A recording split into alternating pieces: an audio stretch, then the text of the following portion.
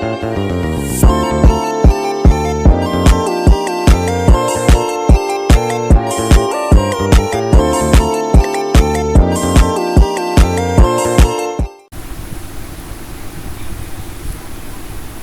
perkenalkan di sini saya Gabriel Bonarsiombing akan menjelaskan case method saya pada mata kuliah pembangkit tenaga listrik mengenai judul analisa persyaratan bagaimana memparalelkan dua generator. Untuk pembahasannya itu yang pertama, cara memparalelkan dua generator pada sebuah sistem pembangkit tenaga listrik.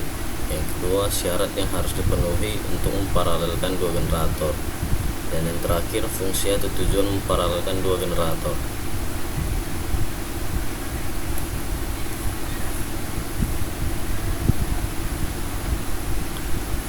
Cara kerja paralel antar generator. Masukan listrik ke beban dimulai dengan menghidupkan satu generator, kemudian secara sedikit demi sedikit beban dimasukkan sampai dengan kemampuan generator tersebut.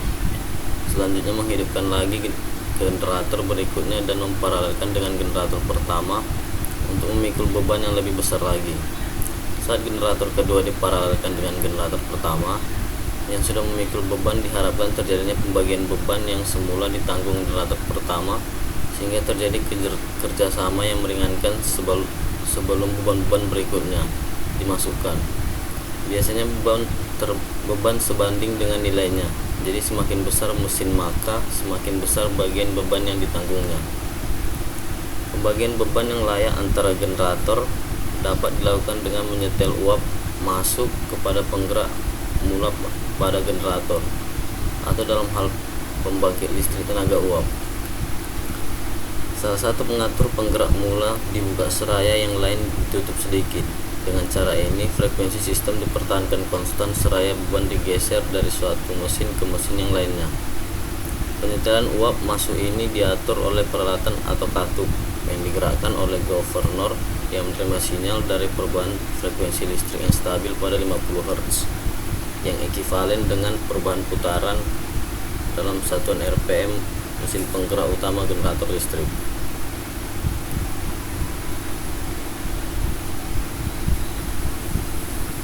Selanjutnya, syarat memparalelkan atau sinkronisasi antar generator.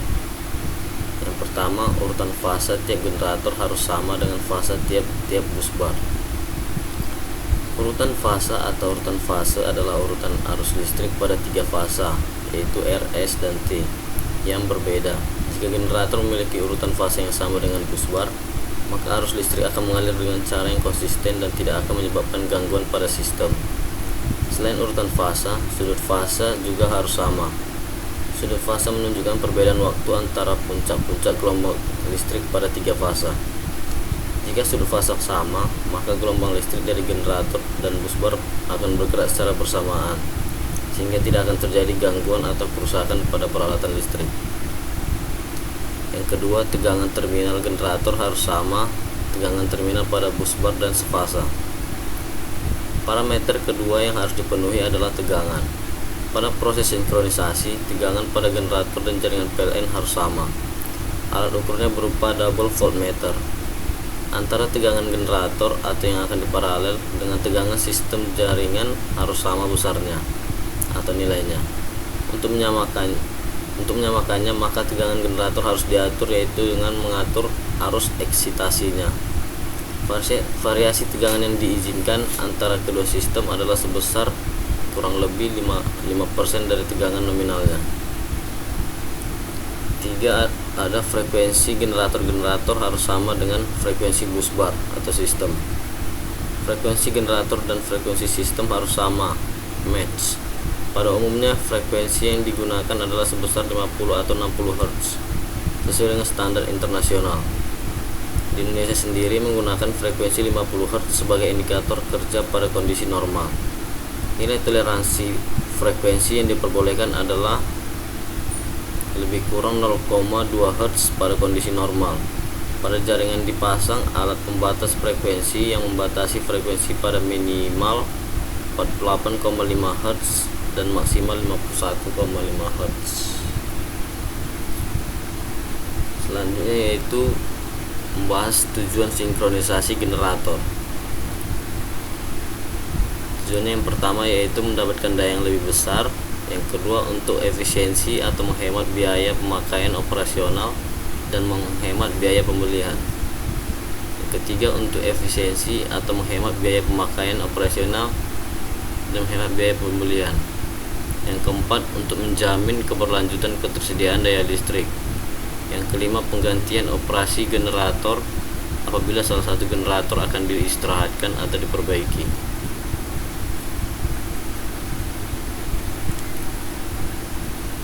Selanjutnya yaitu review menurut jurnal penerapan sinkronisasi jaringan listrik 3 fase PLN dengan generator sinkron menggunakan trainer power system simulation. Ada beberapa cara untuk memparalelkan generator. Yang pertama sinkronoskop lampu gelap. Jenis ini pada prinsipnya menghubungkan antara 3 fasa yaitu U dengan U, V dengan V, dan W dengan W. Pada hubungan ini jika tegangan antar fasa adalah sama maka ketiga lampu akan gelap yang disebabkan oleh beda tegangan yang ada adalah 0. Demikian juga sebaliknya, jika lampu menyala maka di antara fasa terdapat beda tegangan.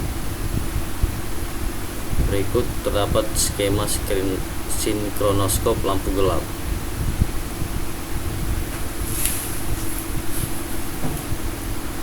Yang kedua itu ada sinkronoskop lampu terang. Jenis ini pada prinsipnya menghubungkan antara ketiga fasa yaitu U dengan V, V dengan W, dan W dengan U. Sinkronoskop jenis ini merupakan kebalikan dari sinkronoskop lampu gelap. Jika antara fasa terdapat beda tegangan, maka ketiga lampu akan menyala sama terang dan generator siap untuk diparalel. Kelemahan dari sinkronoskop ini adalah kita tidak mengetahui seberapa terang lampu tersebut sampai generator siap diparalel. Berikut skema sinkronoskop lampu terang. Yang ketiga ada sinkronoskop lampu terang gelap. Jenis ini dapat dikatakan merupakan perpaduan antara sinkronoskop lampu gelap dan terang. Prinsip dari sinkronoskop ini adalah dengan menghubungkan satu fasa sama dan 2 fasa yang berlainan, yaitu fasa U dengan fasa U, fasa V dengan fasa W, dan fasa W dengan fasa V. Berikut juga terdapat skema sinkronoskop lampu terang gelap.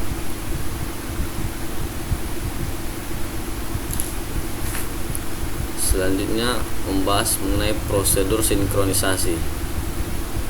A. Prosedur sebelum sinkronisasi generator. Sebelum melakukan sinkronisasi generator dengan sistem jaringan atau infinite bus, pastikan bahwa 1. Pemutus tenaga atau circuit breaker generator dalam keadaan terbuka. Kedua, pemutus tenaga sistem eksitasi generator dalam keadaan terbuka. Ketiga, mesin berputar pada putaran nominal dengan governor pada posisi minimum. Yang keempat, semua kondisi unit normal dan memuaskan untuk disinkronisasikan. Yang kelima, sistem jaringan telah bertegangan dan pemisah pada bus sudah masuk. Yang B, prosedur sinkron pada generator secara manual. Pertama, naikkan putaran mesin dengan kontrol governor hingga putarannya sama dengan kecepatan frekuensi sistem. Yang kedua, periksa sistem eksitasi, kemudian masukkan pemutus tenaga penguat medan atau field breaker. Yang ketiga, naikkan arus eksitasi, periksa tegangan generator sampai mencapai normal. Masukkan sistem pengatur tegangan atau AVR ke posisi auto. Yang keempat, masukkan saklar sinkronoskop ke posisi manual dan lihat apakah kecepatan mesin fast atau slow dibanding kecepatan sistem. Yang kelima, atur eksitasi agar tegangan generator sama dengan tegangan sistem. Atur frekuensi dan sudut fasa dengan menggunakan kontrol governor agar sinkronoskop berputar perlahan ke arah fast.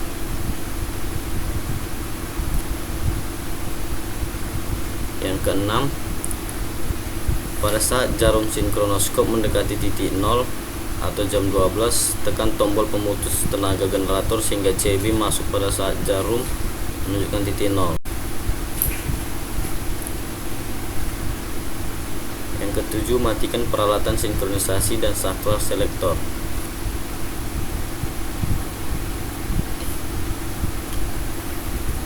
Selanjutnya, menurut buku analisis sistem pembebanan pada generator di PT PLN Persero pembangkit listrik tenaga diesel titik kuning.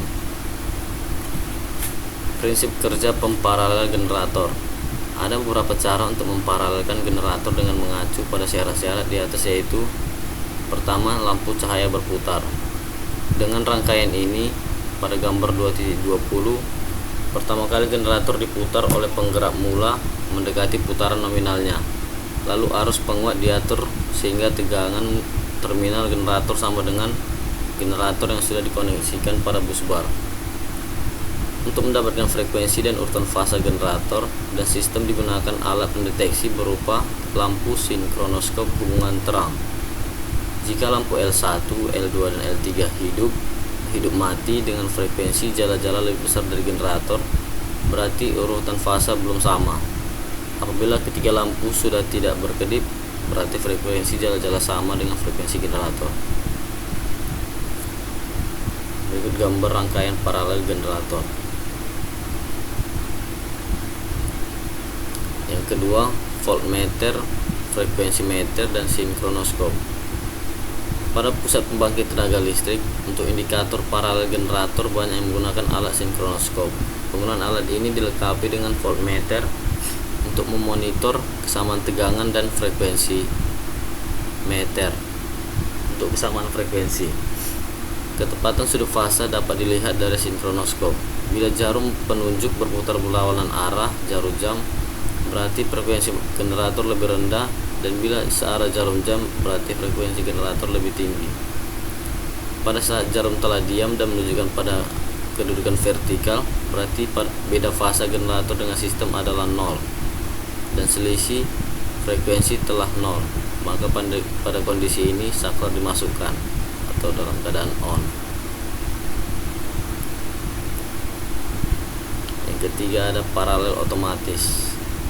Paralel generator secara otomatis biasanya menggunakan alat secara otomatis memonitor perbedaan fasa, tegangan, frekuensi, dan urutan fasa. Apabila kondisi telah tercapai, alat memberi sinyal bahwa saklar untuk paralel dapat dimasukkan. Selanjutnya, ada masalah yang terjadi jika generator yang diparalelkan tidak sinkron. Sinkronisasi merupakan proses penyamaan tegangan, frekuensi, dan urutan fase dari kedua generator yang diparalelkan. Posisi sinkronisasi dapat dilakukan secara manual dan otomatis. Jika kedua generator yang diparalelkan tidak sinkron, maka akan menimbulkan ketidakstabilan sistem. Apabila hal ini terjadi, generator akan kehilangan kondisi paralel. Keadaan ini menghasilkan arus puncak yang tinggi dan frekuensi sistem operasi. Akibat ketidaksinkronan adalah timbulnya kerusakan pada beban listrik dan menyebabkan terjadinya stres pada bulitan generator, gaya putar yang berfluktuasi, dan resonansi yang akan merusak generator dan penggeraknya atau prime over. Masalah yang biasanya timbul pada proses sinkronisasi dua buah generator yaitu: 1. Terjadi sync error yang menyebabkan gagalnya sinkronisasi pada kedua genset tersebut, atau kedua genset kehilangan kondisi paralel.